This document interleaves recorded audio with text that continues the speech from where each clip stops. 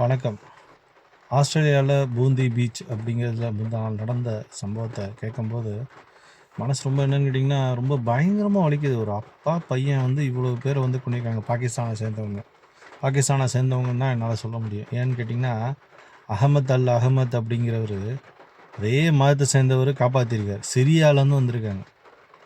நீங்க பாகிஸ்தான் என்ன பண்றாங்க அப்படின்னு கேட்டிங்கன்னா, எப்ப பார்த்தாலும் வந்து சிரியா, ஆப்கானிஸ்தான், பலகிஸ்தான், இந்தியா இவங்ககிட்டேருந்து வந்தவங்க தான் அப்படின்னு சொல்லிட்டு, அந்த மதத்தையே கொச்சப்படுத்துற மாரி பேசிக்கிட்டு இருக்காங்க. அதில அந்த அஹமத் அல் அஹமத் அப்படிங்கிறவர் என்ன பண்ணிட்டாருன்னா, உச்சத்தில பீக்ல போயிட்டு என்ன பண்ணியிருக்கான், அவ்வளோ பெரிய துப்பாக்கி வச்சிருக்கான் அந்த பாகிஸ்தானை சேர்ந்தவன், அந்த வயசான கிழவன். அத அப்படி கட்டி புடிச்சு என்ன பண்ணியிருக்காப்புலன்னா, காப்பாத்தி அவரும் அடிபட்டு அந்த ஊர்ல பழக்கடை வச்சிருக்காங்க. இதுல நம்ம தெரிஞ்சுக்க வேண்டிய ரொம்ப முக்கியமான விஷயம் என்ன அப்படின்னு கேட்டீங்கன்னு வச்சுக்கோங்களேன். நம்ம ஊர்ல வந்து பழக்கடை, நம்ம சொந்த கிராமத்துலங்க பழக்கடை, வியாபாரம் பண்றவங்க, இவங்கலாம் என்னன்னு கேட்டீங்கன்னு வச்சுக்கோங்களேன், அவங்க பொழப்ப தேடி ஒரு பிசினஸ் பண்ணிக்கிட்டு இருக்காங்க. அவங்க திட்டத்தட்ட எனக்கு தெரிஞ்சு என்னன்னு கேட்டீங்கன்னா, நம்மளுக்கு துரோகம் பண்றதுக்கான எந்தவித சாத்தியக்கூறும் கிடையாது. எப்பயும் என்னன்னு கேட்டீங்கன்னா, இந்த மாரி அப்பா, அம்மா இந்த மாரி பாகிஸ்தான் உண்மையிலேயே சொல்லணும்னா பாகிஸ்தானை சேர்ந்தவங்க தாங்க. உலகத்துல என்னன்னு கேட்டீங்கன்னா, இந்த தீவிரவாதத்தை எக்ஸ்போர்ட் பண்றது பாகிஸ்தானை சேர்ந்தவங்க தான். இவங்களோட மத்தவங்கள கம்பேர் பண்ணாய்ங்க. ஆனா அந்த சித்தாந்தத்தை ஃபாலோ பண்ணாங்கன்னா, அவங்களுக்கு வருங்க. எனக்கு தெரிஞ்சு அந்த சித்தாந்தத்தை ஃபாலோ பண்றவங்க மதன் கௌரின்னு சொல்லிட்டு ஒருத்தன் இருக்கான். அப்புறம் அந்த தமிழ் பொக்கிஷம் விக்கின்னு சொல்லிட்டு ஒருத்தர் இருக்காரு. இப்ப கிட்டத்தட்ட 75 வருஷம் ஆயிட்டு இருக்கு. போராட்டம்னு எதுக்கு இழுக்கிறாருன்னு தெரியல. சீமான் மாரி ஆளுங்கலாம் எதுக்கு இழுக்கிறாருன்னு தெரியல. எப்பதான் எங்களுக்கு வந்து முன்னேற்றம் வரும்?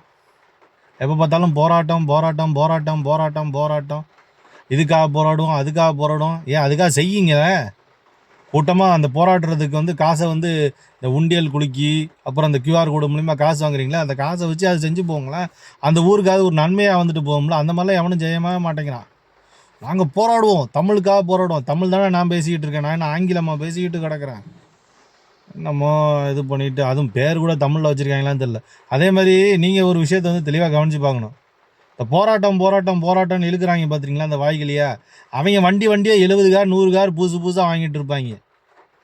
நீங்கள் வாங்குறீங்களா ஒரு காரு? நீங்கள் ஒரு வீடு வாங்குறீங்களா? அதை வந்து என்னன்னு கேட்டிங்கன்னா, எல்லா மதத்தில் இருக்கவங்களும் யோசிச்சு பார்க்கணும். மதன் கௌரிலாம் என்னன்னு கேட்டிங்கன்னா, படித்து முடிச்சுட்டு வேலையே பார்க்கல. விக்கிபீடியாவை பார்த்துட்டு உளறி தள்ளுறது. அதை பார்த்துட்டு என்ன பண்ணுறாங்கன்னு கேட்டிங்கன்னா, ஓகே மதன் கௌரி ஓகே. இப்போ நான்லாம் வந்து என்னன்னா 11 வருஷமாக சேனல் ஆரம்பித்தேன். சொட்டையாக வந்துருச்சு எனக்கு வந்து. நான் சொல்கிறதுல உண்மை வந்து இல்லை அப்படிங்கிறத நிரூபிச்சிங்கன்னா அது வந்து பெரிய விஷயம். அவன் பொய்யை மட்டுமே சொல்லிகிட்டு இருக்கான். பல மில்லியன் சப்ஸ்கிரைபர் வந்திருக்காங்க. பல பேர் வந்து அவனுக்கு கமெண்ட் பண்ணிக்கிட்டு இருக்காங்க. எதுக்கு? அவன் ஒரு ஆளை கோடீஸ்வரன் ஆக்குறதுக்கு. உழைச்சி நேர்மையாக முன்னேறி நீங்கள் கோடீஸ்வரன் நான் என்ன வழி அப்படிங்கிறது நான் சொல்லிகிட்டு இருக்கேன். என்னை யாரும் மதிக்கிறதில்ல, சப்ஸ்கிரைபும் பண்ணுறதில்ல, ஒரு கமெண்டும் போடுறதில்ல. இன்னொருத்தர் என்னன்னு கேட்டிங்கன்னா, கியூஆர் கோடை வச்சுக்கிட்டு அப்புறம் என்னன்னு கேட்டிங்கன்னா உண்டியல் குலுக்கி காசு சம்பாரிச்சிட்டு அப்படிங்கிறான். நம்புறீங்க? எந்த இடத்துல நம்மளுக்கு நியாயம் செஞ்சான்? எந்த இடத்துல நம்மளுக்கு வேலை வாய்ப்பை கொடுத்தான்? அவன் சம்பாதிக்கிற காசை வச்சு இந்த கொசு இல்லாமல் இல்லை நம்மளுக்கு வந்து நல்ல வீடு வாழ்க்கை ஏதாவது கொடுத்துருக்கானா? இதில் என்னன்னு கேட்டிங்கன்னா, அவனோட பிறந்தநாளை செலிப்ரேட் பண்ணுறாங்க. தலைவரோட பிறந்தநாளை செலிப்ரேட் பண்ணுற மாதிரி அவனோட பிறந்தநாளை செலிப்ரேட் பண்ணுறாங்க. இதில் பெரிய காமெடி என்னன்னு கேட்டிங்கன்னா, உழைச்சோம்னா பரவாயில்ல. எப்படி உழைச்சோம்னா ஏதோ நம்ம காசு வருது, நம்ம போயிட்டு என்ன பண்ணுறோம், கோயிலில் போயிட்டு அன்னதானம் போடுறோம். இவங்க பிறந்தநாளை செலிப்ரேட் பண்ணுறேன்னு சொல்லிட்டு அண்டாலம் காட்சிங்களாக இருக்காங்க. அவங்க மீனவத்துலேருந்து எடுத்து வந்து போடுறாங்க. காசை கொடுத்தாங்களா காசு கொடுக்கலன்னு ஆண்டவனுக்கே வெளிச்சம். கியூஆர் கோடு மூலமா சம்பாதிக்கிறாங்க, உண்டியல் குடிக்கையும் சம்பாதிக்கிறாங்க. இதுலேயே என்னென்னு கேட்டிங்கன்னா, அப்படி ஒரு வணக்கத்தை போட்டுட்டு அப்படி ஒரு சந்தோஷமாக என்னமோ இவர் தான் வந்து என்னமோ அள்ளி கொடுத்த மாதிரி, இவர் சொந்த சம்பாரித்து என்னமோ ரத்தன் டாட்டா இல்லை இவங்க வந்து அள்ளி கொடுத்து வந்து நம்மளுக்கு வந்து பிறந்தநாளை செலிப்ரேட் பண்ணுற மாதிரி இப்படிங்கிறாங்க. இன்னொருத்தர் என்னன்னு கேட்டிங்கன்னா 275 கோடி வாங்கிட்டு இருக்காரு. 275 கோடி வாங்கிட்டு என்னன்னு கேட்டிங்கன்னா இதுக்கு வராரு, அரசியலுக்கு வராரு, இங்கிலீஷ் பேசுகிறாப்புல, அப்புறம் தமிழ் பேசுகிறாப்புல. ஆனால் ஒரே கொள்கை தான் இருக்குது. கேட்டால் அந்த சித்தாந்தம் இந்த சித்தாந்தம்பாங்க. எவனாவது டெவலப்மெண்ட்டோட சித்தாந்தத்தை பேசுகிறாங்களா? சித்தாந்தம் பேசிகிட்டு இருக்காங்களே, அவங்க முதல்ல அந்த சித்தாந்தத்தில் இருக்காங்களா? மீட்டிங் வைக்கிறாங்க, 5 ஸ்டார் ஹோட்டல்லே மீட்டிங் வைக்கிறாங்க. இன்னொருத்தர் இப்படி ஓங்குற ஒரு ஜிம்முக்கு போகிறாரு. கேட்டால் விவசாயியும் கோடாலியை போட்டுக்கிட்டு சுற்றிக்கிட்டு இருக்காரு. கோடாலி எடுத்துகிட்டு நான் விவசாயி அப்படின்னு சொல்லிட்டு ஏசி ரூமில் வந்து ஃபோட்டோ எடுத்து சுற்றிக்கிட்டு இருக்கேன். மக்கள் இன்னும் நம்புகிறாங்க. ஓ இவன் வந்து விவசாயி காப்பாற்றிடுவான்டா அப்படின்னு சொல்லி மக்கள் இன்னும் நம்பிக்கிட்டு இருக்காங்க. எத்தனை வருஷம்யா? 75 வருஷம் ஆகிப்போச்சு. ஃபோன் என்னன்னு கேட்டிங்கன்னா டெக்னாலஜிக்கலான ஃபோன் வந்து அட்வான்ஸ் டெக்னாலஜிக்கலான ஃபோன் வந்து 10 வருஷத்துக்கு மேலே ஆகிப்போச்சு. இன்னும் என்னன்னு கேட்டிங்கன்னா எதுவுமே சர்ச் பண்ணாமல் அவர் பண்ணிடுவார். அவர் வந்தார்னா, தலைவர் வந்தார்னா வேற, தளபதி வந்தார்னா வேற, தமிழுக்காக இவர் தான் போராடுறாரு. என்ன ஜென்சி கிட்ஸு, என்ன நெப்போட்டிசம் கிட்ஸு. இப்போ என்ன இதனால் என்ன ஒரு விஷயம் அப்படின்னு கேட்டிங்கன்னா, என்னோடய ஃப்ரெண்டு ஒருத்தன் ரஃபின்னு சொல்லிட்டு ஒருத்தர் இருக்காப்புல, ரொம்ப க்ளோஸ் ஃப்ரெண்டுங்க. அவனோட ஒரு இந்த உதாரணத்தை மட்டும் கேளுங்க, இதோட நான் வந்து முடிச்சுக்கிறேன். அவரோட பையன் நெக்கோட்டிக்ஸ் டிபார்ட்மெண்ட் வந்து வேலை பார்க்குறாப்புல. அப்போ வந்து என்கிட்ட சொல்லுவாப்புல, என் பையன் வந்து நெக்கோட்டிக்ஸ் கொஞ்சம் மனசில் வருத்தம் இருக்கும். ஏன்னா நெக்கோட்டிக்ஸ் டிபார்ட்மெண்ட்டில் வேலை பார்க்குறோம்னா எப்போ உசுறு போகும் அப்படிங்கிறது தெரியாது. சின்ன பையங்க நெக்கோட்டிக்ஸ் டிபார்ட்மெண்ட்டில் வேலை பார்க்குறாப்புல. நான் ஒரு நாள் போயிட்டு அந்த பையன்கிட்ட போயிட்டு கேட்டேன், அப்பா என்னப்பா நெக்கோட்டிக்ஸ் டிபார்ட்மெண்ட்டில் போயிட்டு வேலை பார்க்குறிய என்ன இது அப்படின்னு சொல்லி நான் கேட்டேன்.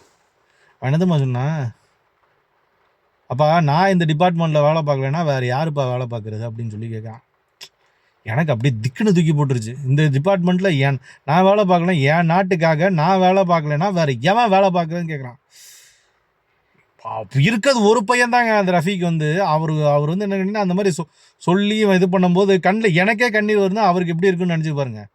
நெக்கோட்டிக்ஸ் டிபார்ட்மெண்ட்டுங்கிறது சாதாரண விஷயம்லாம் ஒன்றும் கிடையாதுங்க. போனால் எப்போ வேணால் சுட்டு தள்ளுவாங்க, என்ன வேணால் பண்ணுவாங்க. அந்த மாதிரி டிபார்ட்மெண்ட்டில் வேலை பார்க்குறதுக்கு ஒரு இஸ்லாமிய சமூகத்தோட ஒரு பையன் வந்து என்னன்னு கேட்டிங்கன்னா வந்து நாட்டை காப்பாற்றணும் அப்படின்னு சொல்லிட்டு இருக்கான்.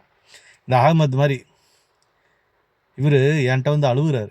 எதுக்கு அப்படின்னு கேட்டிங்கன்னா இந்த யார் இந்த தருதலை ஆஸ்திரேலியாவில் பண்ணனால என்னன்னு கேட்டிங்கன்னா அவரோட மதத்துக்கு ஏதாவது இழிவு பேர் வந்துருமோ அப்படின்னு சொல்லி பயந்து அழுகுறாரு. ஒரு மன வேதனையில் அழுகுறாரு. ஏன்னு கேட்டிங்கன்னா பண்ணுறவன் வந்து இவன் மதத்தை சேர்ந்தவன், சில பேர் முக்காசி பேர் இவன் மதத்தை சேர்ந்தவனாக இருக்காங்களா. அதனால் என்னன்னா நல்லா வாழணும்னு நினைக்கிறவங்க இருக்காங்க பாருங்கள். நல்லா வந்து என்னன்னு கேட்டிங்கன்னா நாட்டுக்காக சேவை பண்ணணும், அவங்க குடும்பத்துக்காக வாழணும்னு நினைக்கிறாங்க பாருங்கள். அவங்களாம் வந்து ஒரே பிரச்சனை. இதோட இன்னும் ஒரு விஷயம் என்ன அப்படின்னு கேட்டிங்கன்னா, நம்ம திருப்பரங்குன்றம் இருக்குது பார்த்தீங்களா, திருப்பரங்குன்றத்தில் விளக்கேற்றுறதுல கோடிக்கணக்கான வியாபாரிகளுக்கு லாபம் வரும். அங்கே வியாபாரம் செய்கிறவங்க அந்த விளக்கு மட்டும் ஏற்றுறனால. இதில் எல்லா மதத்தை சேர்ந்தவங்களும் இருப்பாங்க. அதெல்லாம் விட்டுட்டு என்னன்னு கேட்டிங்கன்னா அரசியல்வாதி சம்மந்தம் இல்லாமல் நம்மளுக்கும் இஸ்லாமியருக்கும் சண்டையை மூட்டி விட்டுருக்காங்க. யாருக்கு லாபம்? அங்கே அங்கே கிட்டத்தட்ட ஒரு 1000 பேர் கடை வச்சுருப்பாங்களா. அந்த 1000 பேர் கடைக்கு வந்து ஒரு நாளைக்கு 50,000 ரூபா ஓடலைன்னா எவ்வளோ பெரிய நஷ்டமாக, சோத்துக்கு சிஞ்சி அடிக்க மாட்டாங்க.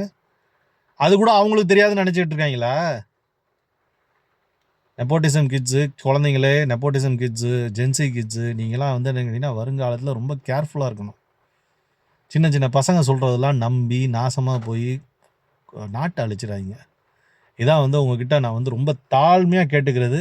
இந்த வீடியோவை நீங்கள் அதிகமாக ஷேர் பண்ணுங்கள். உங்களோட கமெண்ட்ஸ் என்ன அப்படிங்கிறது கீழே இருக்க கமெண்ட் செக்ஷன் பாக்ஸில் கமெண்ட் பண்ணுங்கள். நான் வந்து என்னன்னு கேட்டிங்கன்னா நிறையா துறையில் வேலை பார்த்துருக்கேன். என்னோடய எக்ஸ்பீரியன்ஸ் கொடுக்குறேன் உங்கள் நல்லதுக்காண்டி, நீங்கள் நல்லா வரணும் அப்படிங்கிறதுக்காண்டி.